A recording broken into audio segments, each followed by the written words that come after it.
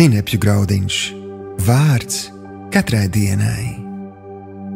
Bagātīgi atalgots. Šodienas rakstu vieta. Bet to es saku, kas sīksti sēj, tas arī sīksti pļaus, un kas sēj uz svētību, tas arī pļaus uz svētību. Ik viens lai dara, kā tas savā sirdī apņēmies, ne smagu sirdi vai piespiests, jo priecīgu devēju Dievs mīl. Dievs var jums bagātīgi dot visādu žēlastību, ka jums ar vienu ir pilnīga iztikšana un vēl pietiekoši paliek pāri labiem darbiem. Tā kā ir rakstīts, viņš ir izbēris un nabagiem devis, viņa taisnība paliek mūžīgi. Bet kas dod sēklu sējējam un maizi ēdējam, tas arī dos un vairos jūsu sēju un liks pieaugt jūsu taisnības augļiem.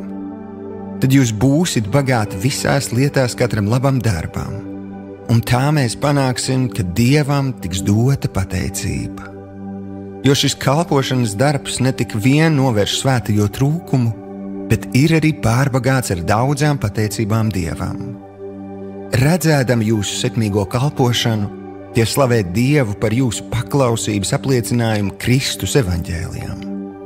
Un jūsu sirsnīgo palīdzību viņiem un visiem citiem, un lūgdami Dievu par jums, tie ilgojas pēc jums, vērodam Dieva bagāto žēlastību, kas pie jums parādījusies.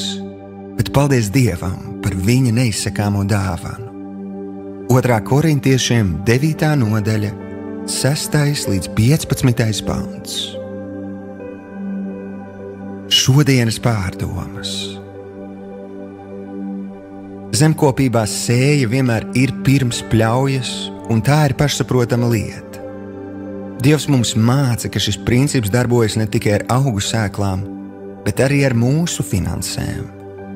Tātad, ja vēlies gūt finansiālu ražu, tev ir jāsēj finanses, atbalstot Dieva darbu. Ja tu apņemsies savā sirdī būt priecīgs devējs, tad vari būt drošs, ka Dievs turēs savu vārdu, un tu tiksi bagātīgi atalgots. Šodienas lūkšana.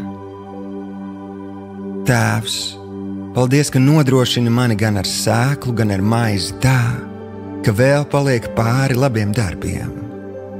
Palīdz man ieraudzīt, kur man sēt savas finanses, tā atraisot svētību gan citu dzīvēs, gan manējā. Jēzus vārdā.